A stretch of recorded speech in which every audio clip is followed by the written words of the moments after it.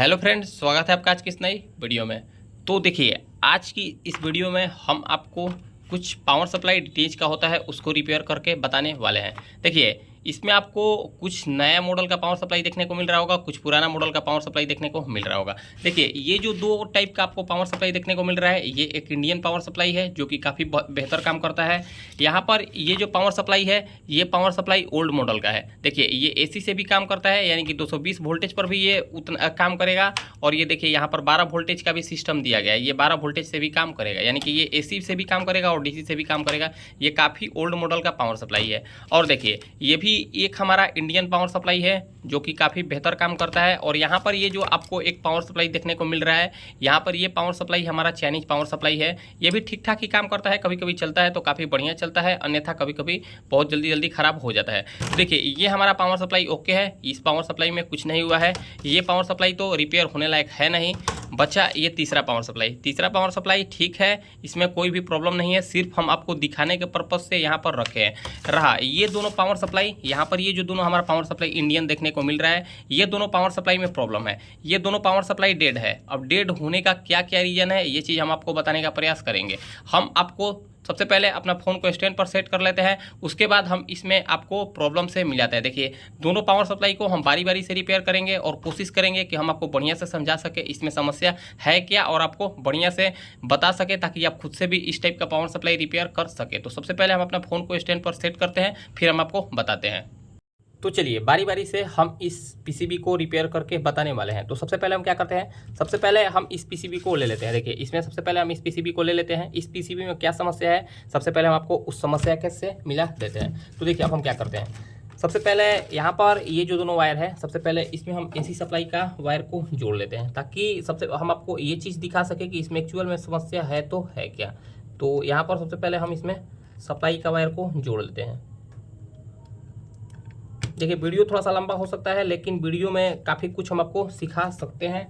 देखिए, यहाँ पर हम ये दोनों वायर को जोड़ दिए। अब देखिए, यहाँ पर कुछ वोल्टेज आपको मेंशन किया गया होगा। देखिए, 3.3 volt ground, 12 volt, 24 volt ground और 5 वोल्ट, यानी कि ये सारा वोल्टेज हमको ये सारे कनेक्टर पर देखने को मिलना चाहिए। तो देखिए, हम इसको पीछे साइड की ओर रख लेते हैं। देखिए, हम इसको पीछे रख लेते हैं, पीछे साइड की ओर, और हम आपको फ़ोन को थोड़ा सा फ़ोन हम अपना बढ़िया से जूम कर लेते हैं ताकि हम आपको बढ़िया से समझा सके।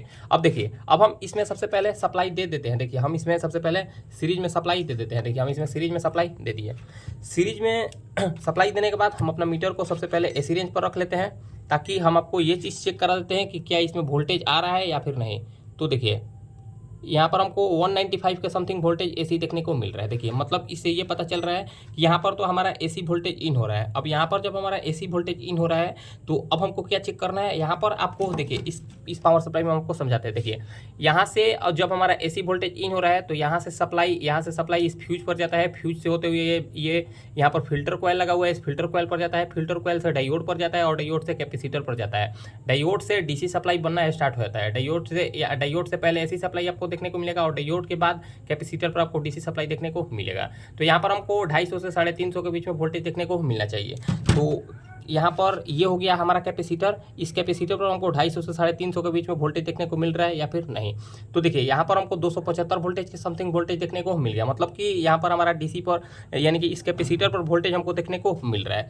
अब यहाँ पर तो जब इससे हमको ये पता चल रहा है कि हो सकता है हमारा प्राइमरी कॉइल, यानी कि प्राइमरी सही है, तो सेकेंडरी में हमको वोल्टेज तो आउटपुट होना चाहिए। तो एक बार हम सेकेंडरी को चेक कर लेते हैं। देखिए, ये इसका दूसरा नंबर पिन ग्राउंड हो गया। इसका फर्स्ट नंबर पिन पर हमको 3.3 वोल्टेज मिलना चाहिए, यहाँ पर कुछ नहीं है। इसके थर्ड नंबर पिन पर 12 वोल्टेज देखने को मिलना चाहिए, यहाँ पर भी कुछ नहीं है। फोर्थ नंबर पिन पर 24 वोल्टेज देखने को मिलना चाहिए, यहाँ पर भी कुछ नहीं है। और इसके 6 नंबर पिन पर हमको 5 वोल्टेज देखने को मिलना चाहिए, यहाँ पर भी कुछ भी वोल्टेज नहीं है। मतलब कि इसके आउटपुट में थोड़ा सा भी सप्लाई हमको देखने को नहीं मिल रहा है। इससे ये पता चला कि यहाँ हो सकता है कि हमारा प्राइमरी में ही कहीं ना कहीं प्रॉब्लम हो। प्राइमरी में प्रॉब्लम होने के कारण ही सेकेंडरी में कोई भी सप्लाई देखने को नहीं मिलेगा। तो इस चीज़ को हम कंफर्म होने के लिए सबसे पहले हम ये कंफर्म हो लेते हैं कि ये हमारा प्राइमरी सेक्शन से प्रॉब्लम है या फिर सेकेंडरी सेक्शन से प्रॉब्लम है।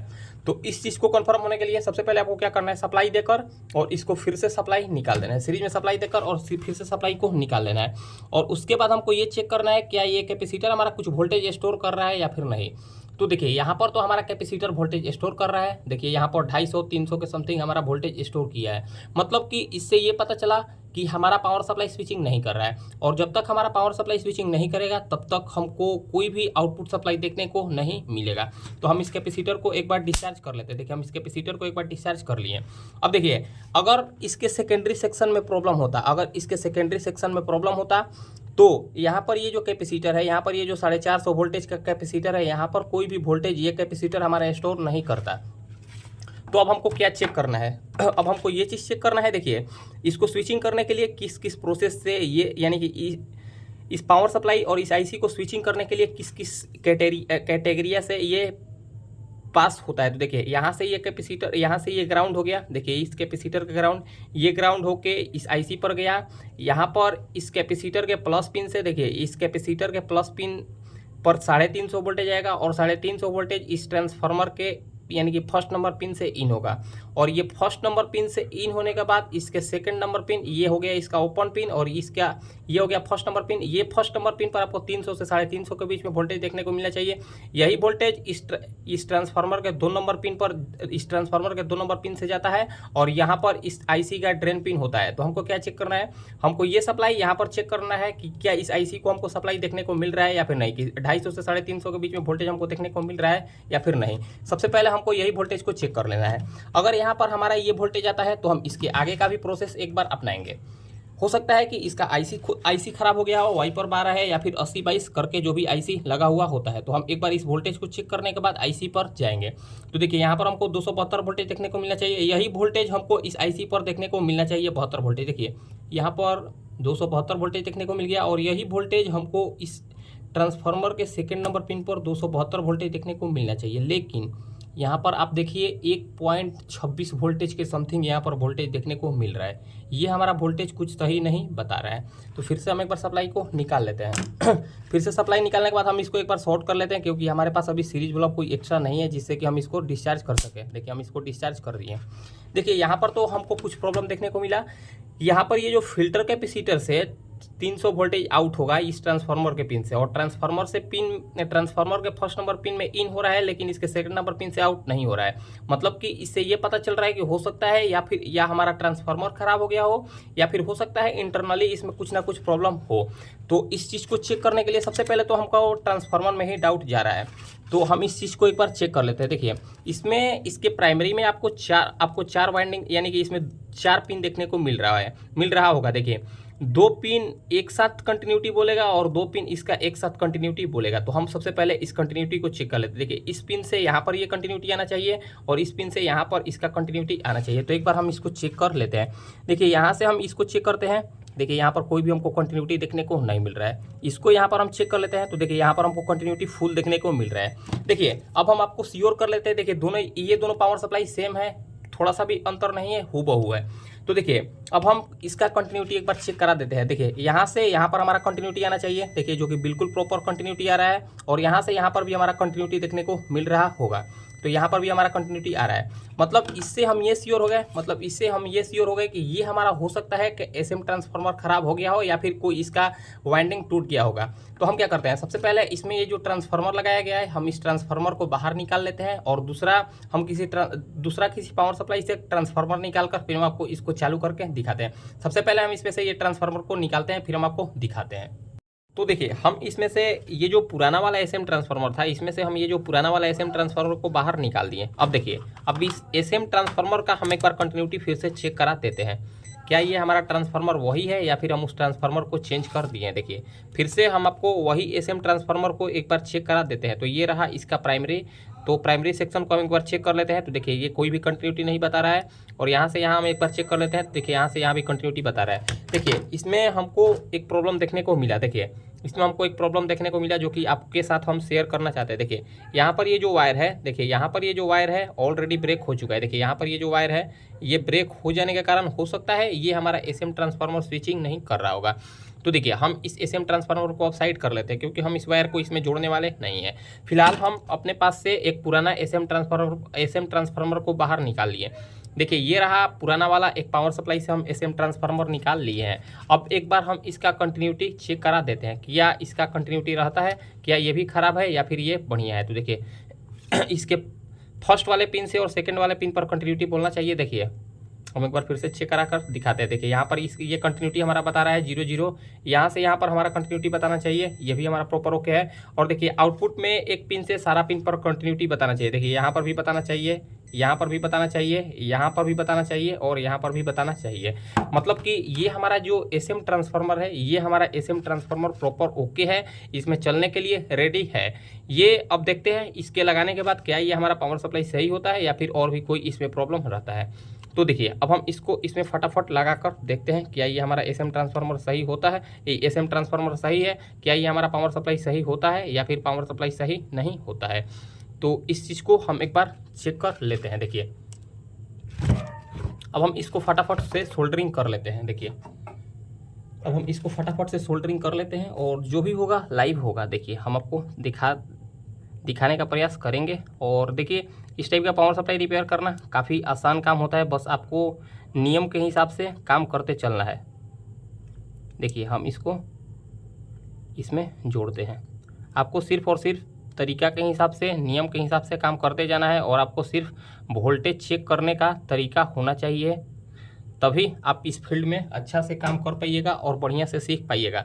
अब देखिए अब हम इसको बढ़िया से सोल्डरिंग कर दिए, अब हम इसमें सप्लाई देते हैं। देखिए अब हम इसमें सप्लाई दे दिए, अब सप्लाई देने के बाद फिर से हम एक बार इसका डीसी वोल्टेज चेक करा देते हैं, क्या यहाँ पर हमको कितना वोल्टेज देखने को मिल रहा है। तो देखिए यहाँ पर हमको 270 वोल्टेज के समथिंग देखने को मिल गया और इसके इस पिन से हमको कितना वोल्टेज, यही वोल्टेज हमको सेम देखने को मिलना चाहिए। देखिए यही वोल्टेज हमको सेम यहाँ पर भी देखने को मिलना चाहिए, 270 वोल्टेज अब हमको यहाँ पर भी देखने को मिल गया। मतलब कि यहाँ पर ये जो इस ट्रांसफार्मर के इन पिन पर, यानी कि इस ट्रांसफार्मर के फर्स्ट नंबर पिन पर 270 वोल्टेज आ रहा है और इसके सेकंड नंबर पिन से अब हमको 270 वोल्टेज आउटपुट देखने को मिल गया।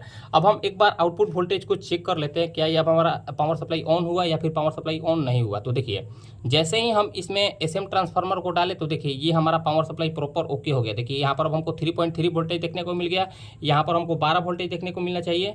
देखिए यहाँ पर हमको 12 वोल्टेज देखने को मिल गया, यहाँ पर हमको 24 वोल्टेज देखने को मिलना चाहिए, यहाँ पर हमको 24 वोल्टेज के यानी कि 16-17 वोल्टेज के समथिंग देखने को मिल गया, प्रॉपर ओके है। यहाँ पर हमको 5 वोल्टेज देखने को मिलना चाहिए, यहाँ पर भी हमको 3.3 वोल्टेज देखने को मिल गया। देखिए ये हमारा पावर सप्लाई प्रॉपर ओके हो गया। देखिए इंडियन पावर सप्लाई और चाइनीज पावर सप्लाई में यही आपको कुछ खास देखने को मिलेगा। देखिए इंडियन पावर सप्लाई में यहाँ पर इसके फर्स्ट नंबर पिन और 6 नंबर पिन पर 3.3 वोल्टेज देखने को मिलेगा। और देखिए यहाँ पर ये जो चाइनीज पावर सप्लाई होता है, देखिए यहाँ पर ये जो चाइनीज वाला पावर सप्लाई होता है, इसके फर्स्ट नंबर पिन पर 3.3 वोल्ट, देखिए इसके फर्स्ट नंबर पिन पर 3.3 वोल्ट और इसके 6 नंबर पिन पर 5 वोल्टेज आउटपुट देखने को मिलेगा। यही पावर सप्लाई यानी कि यही इंडियन पावर सप्लाई और चाइनीज पावर सप्लाई में अंतर है। देखिए अब हमारा ये पावर सप्लाई प्रॉपर ओके हो गया चलने के लिए। अब हम इसमें तो देखिए कुछ इसी प्रकार से किसी भी पावर सप्लाई को रिपेयर किया जाता है। इसमें प्रॉब्लम क्या था, इसमें प्रॉब्लम सिर्फ और सिर्फ एक चॉपर ट्रांसफार्मर ख़राब हो जाने के कारण, एसएम ट्रांसफार्मर ख़राब हो जाने के कारण ये हमारा पावर सप्लाई ऑन नहीं हो रहा था। और इसमें प्रॉब्लम क्या था, यहाँ पर सिर्फ और सिर्फ इसका कंटिन्यूटी देखिए, यहाँ से यहाँ पर ये कंटिन्यूटी नहीं आ रहा था, मतलब यहाँ से यहाँ का वाइंडिंग ब्रेक हो गया था और ब्रेक हो जाने के कारण ही ये हमारा पावर सप्लाई स्विचिंग नहीं कर रहा था। अब देखिए ये हमारा पावर सप्लाई वर्क करने के लिए एकदम रेडी है, कोई भी इसमें समस्या अब हमको देखने को नहीं मिलेगा।